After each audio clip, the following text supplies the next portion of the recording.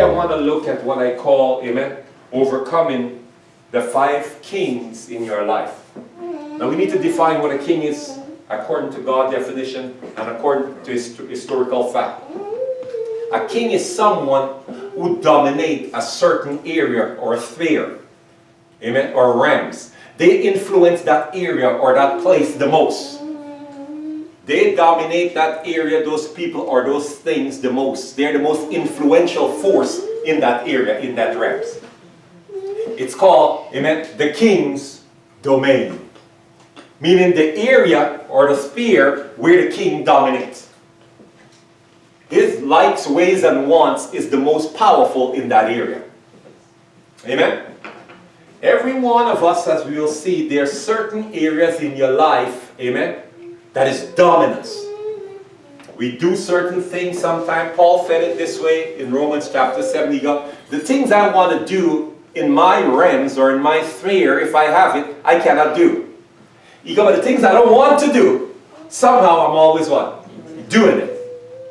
So, what Paul had experienced, he got this in the domain that I think it's mine, that I should be living in the atmosphere or the space that I think I should be running and have my way with. Something is what?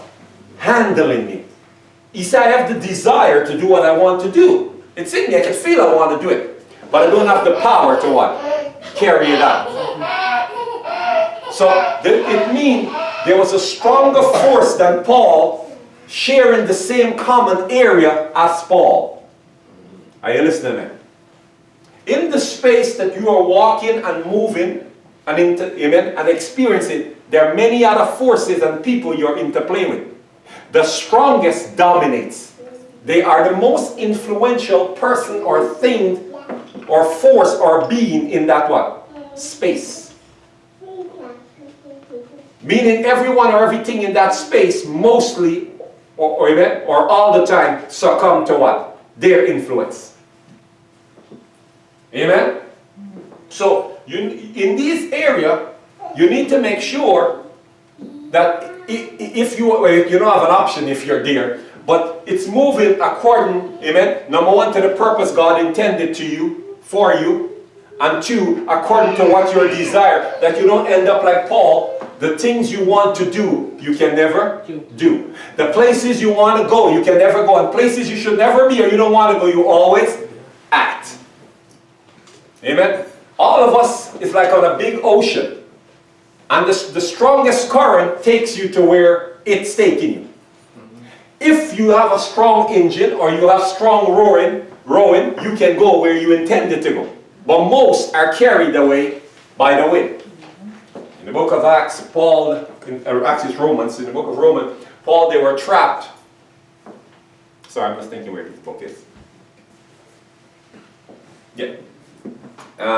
They were trapped in the water. And Paul said the north wind, it was taking them where he don't want to go. Acts. It's Acts, right? In the book of Acts. It was taking them where he doesn't want to go. They crashed them all. Amen? Yes. The destination they're setting out, they're not ending up. So many of us, when we're young and we start out, I'm going to be this and I'm going to be that and I'm going to go here and I'm going to go there. But you look back, after some time when you become as old as us, you look back and you go, senior citizens. This is not where I had set out to sail. How did I end up here? Yeah. How did this series and chain of events take place that I end up off course to where I set sail? The king's domain. The king's domain. Meaning you are trying to sail through a domain that you are not king over. Amen? You intended to sail some water, but the king of that area goes, that's nice. How are you going to get past my influence? Do you understand? So we need to know, is there a way to sail through the sea of life and get to the destination you intended to get to? Amen? I will pray for you if you do it. Everybody should have a dream. Everybody, at some point, you will start talking to, Kilana, what do you want her, what does she want to be? Here's the situation. You will not get up in the morning if you don't have a dream or a hope. What keeps us going is that you dream or you imagine or hope to become something or get somewhere or things will change or be better. Hope and dreams keeps us what? Inspired, motivated. Yeah. One of the #1 sickness in North America is depression. You know why depression comes in? What do you lose? Lack of hope. Hope. You don't think things will get better. You don't think you can change the situation or the circumstance. And anytime you lose hope, you will start to get what? Depressed. We are a unique being. We are a spirit. Remember this order. You have a soul and you live in a body. The body needs food and rest and exercise. The soul needs experience. But the spirit needs belief or hope. It needs you to believe in it. Believe you have a purpose. Believe you are unique. I don't care how you believe, just believe. And hope is the fuel that keeps the spirit what? Moving. Lack of hope is what breaks your spirit. Amen? But it's hard to keep hope when you have to sail the sea of life and where there's so many kings dominating what? The atmosphere and the realms and the sphere you're moving in. Amen? It is very hard. You know, in Buddhism, and I have to agree with his assessment, in Buddhism, the one who kind of accelerate or amplify Buddhism, his name was Gautama Buddha.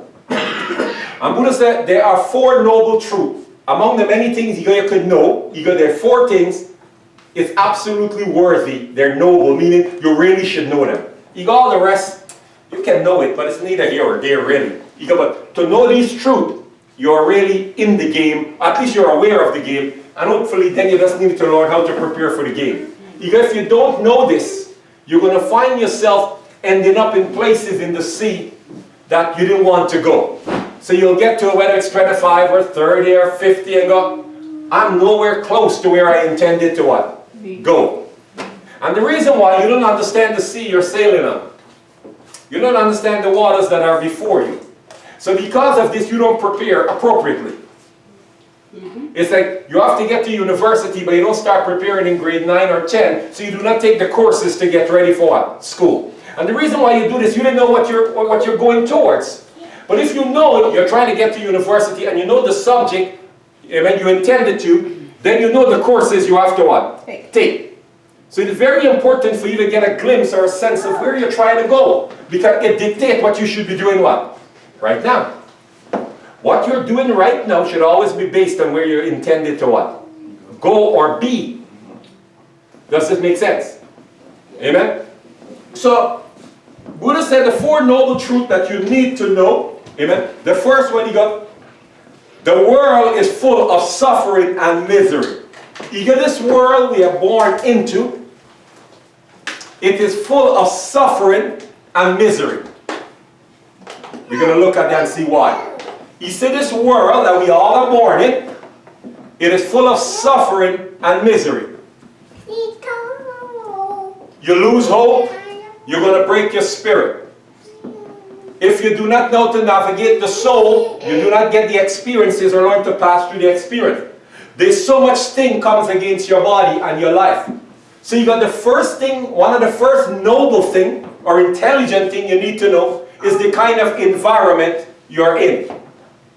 Because you're sharing an environment with many other force, and some of them are strong and have very ill-will intent, you must understand the realms is full of misery, because there's a lot of conflict. I want to go here, but a lot of force are forcing me to go what? Differently. So he said this is going to create a lot of misery for you.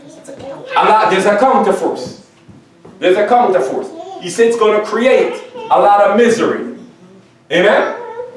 And a lot of suffering because of all these counter forces.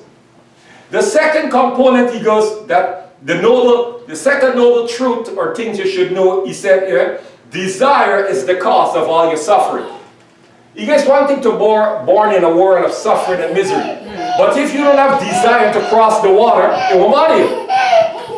But we are born with desire. We want to get from point A to what? Point B. So this creates conflict. Because there's other force going, you're trying to trespass in my domain. This is my domain that I am the king. The one who is dominating the domain is the king of what? That domain is what is called the king domain. Amen? So he said, because of your desire to cross the realms of suffering and misery, amen? This is the other noble truth you must know. I have desire. Without desire, you won't try to do anything. Amen? Desire is what makes you want to do different things. Amen? He goes, the third noble truth or things you might want to know, amen? To avoid all suffering and misery, you have to get rid of all the desire. So you got to avoid all the suffering and misery. You have to find a way for trying to cross the river all the time. Or how you would like to cross it. And the final thing he goes, in Buddhism they have something called the Eightfold Path. It's a methodology. He goes, I have a method that you can use, amen, to get rid of desire, to take you out of the realms, which means the river of suffering and misery. Amen? Now, I must agree with his analysis that the realms is filled, amen, of suffering and misery. Now, how are we going to navigate those waters? That's a whole different story. Amen? I want to... Yeah. See, if you get rid of all desire, how would you want to cross over? You would not. I must talk about the methodology. We're not interested really in that component. You know what I mean? Yeah. What I'm in agreement with you is this Four Noble Truths. What kind of realms we live in. What kind of realms we live in. Amen? One of the things, whether we like it or not, we are born into the sea. And you are born with desire that you want to what? Cross. And you are supposed to cross. Christ said you have to overcome. Meaning you have to cross from point A to point B. You have to make progress in your life.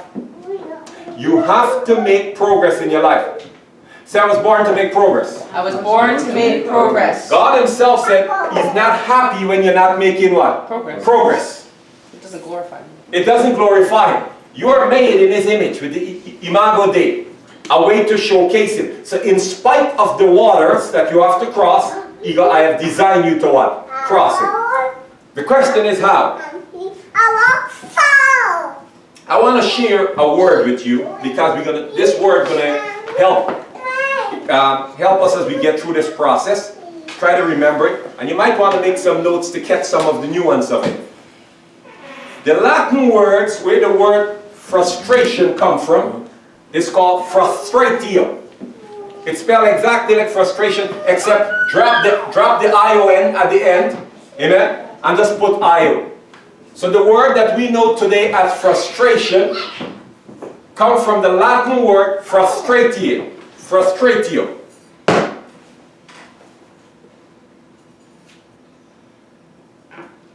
Now this word, amen, has several meanings. Several meanings. The Latin word frustratio means frustration, disappointment, deceiving, defeat, deception, or obstacle. So when you get into a state of frustration, you have now entered the realms where disappointment going to start to happen because you're not in the right state anymore that is conducive of excellence. Please be very clear on this. Success or strength has a condition. If you're going to be strong or going to be successful, you need to be in a certain what? State or condition. But so is what? Failure. Defeat and failure. Frustration or frustratio is the state that will lead to your demise, your failure. It's once you get into frustration or frustratio, you can guarantee a disappointment. You are fallen now into the realms of deception. You are fallen now into the realms of defeat and into the realms of obstacle. You are now in a place or a state where you no longer can move forward or along the path of what? Success. So imagine this. You have to cross the realms that is full of suffering and misery. You have to avoid frustratio. But the realms is very what? Difficult. There are many kings influencing what goes on in the realms. So there's a high possibility you're going to fall into what? Frustration. Like 9 out of 10. Because of the realms so complicated and so difficult. Can you see this, church? You have a difficult path to cross. You have to avoid the state that deals with defeat, disappointment, obstacle, deception. You understand? Which is known as frustratio. Amen? Or venetia. Amen? The Latin word. So you have to try to avoid, because once I fall into frustratio, I know I'm now being deceived. I know I'm going to be defeated. I know disappointment is right there. There's so much obstacle. But the path I'm passing through is very what? Complicated. On top of the path being complicated, there are many other forces that what? They're obstacle. Paul said, a great door has been opened before me, but there are many who have been sent to what? Oppose me. There have been many. So you have to try to stay away from this state. Once you cross over through the king's domain. I told her we're going to celebrate Sister Paulette. I believe she has crossed the king's domain pretty successfully. And somehow avoid the path of frustratio. Somehow. If I could have given you something, each and every one of you here, I wish I can save you from the path of frustratio. I wish I can save you from all the disappointment you will go through. All the defeat and deception you will experience. And all the obstacle you and others and things will put in your way. But I can't save you from it, but I can help you to pass through. I can help you to stay out of frustratio and navigate through the grace of God the difficult waters of life. I could say to you and tell you, there is a way to stay out of frustratio. I must put great emphasis on telling you, you must do your very best and your uttermost at all costs to stay out of frustratio. Perfect. You cannot win once you fall into what? Frustratio. Perfect. And if you fall in, the Bible said the righteous fall in, those who know the path 7 times, but they get up, they get out of it. The number one against sickness in North America, I told you, is depression. Once you fall into frustratio and you start experiencing all this disappointment and all the obstacle in your way and defeat and disappointment, you will become depressed. Why do I want to live? Every day it's the same. I heard something a couple of days ago, really disturbed my spirit. I was talking, well actually no, I wasn't talking, I was standing next to them. 2 of my staff were talking, and one turned to the other and they go, I'm going to have a hysterectomy. And people have this all the time, women have it ever so often, which not a big deal. But it's what she said next disturbed me. She go, one of my friends told me this, or somebody told me this, that if I have an hysterectomy, my anxiety and panics will go away or lessen. So she's willing to have an hysterectomy to stop the amount of anxiety she has and the amount of panic attack she is having. I find this troubling. In the sea of life she's trying to cross, she's so much in frustration, there's so much disappointment, there's so much defeat, so much obstacle, so much deception, that she believes, and she's willing, in order just to get some clarity, some peace, in order to stop all this panic attack, so much fear, and so much anxiety, she's willing to undergo an operation. If you know anything, an hysterectomy is no simple business. Just to stop the panic attack. Just to stop the amount of anxiety she's living with. Terrified to cross the sea. I go, you got to know Jesus. I gotta share something. You need to know something I know. You're in the art of frustratio. I know where you are, I get it. But you got to get out of that place. That place is deadly. You will do much worse than an hysterectomy if you stay in frustration. Tell somebody we have to stay out of frustration. We have to have to stay stay out out of of frustration. Is that at all costs? At all costs. We must stay out. We must stay out. And we must help others And we must help others to stay out. to stay out. I know life is hard. Trust me. Jesus himself said, you're going to have temptation. Things are tempting you to bring you into the realms of frustration. You're going to have tribulation. Meaning what you're going through is going through for seasons. You say you're going to have trials. Which means challenge upon challenge. Tribulation is the challenge goes on for long periods of time. And tremendous temptation. Now the enemy is clever this way. He knows the power of getting you into the realms of frustration. So all he has to do is get you there, then he can put up his foot and let the effect of it ripple through your life. We're going to try to change that. I want to share this morning a couple of things. This is a series. I can't move through it in one day. But the essence of it I want you to catch to a certain degree. Seafood, sorry to interrupt you. Can you pause just a second? Yes, Because sir. there's something wrong with The this. technical challenges? Yeah. Sure. Give me a second, I'm just going to reset. Amen.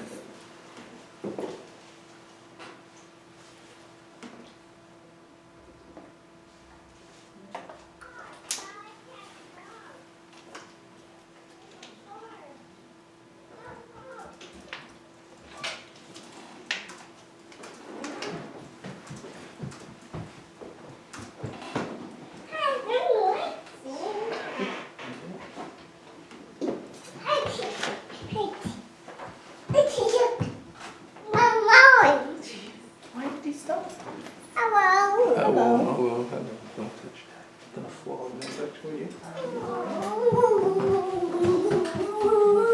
Have a beautiful young lady.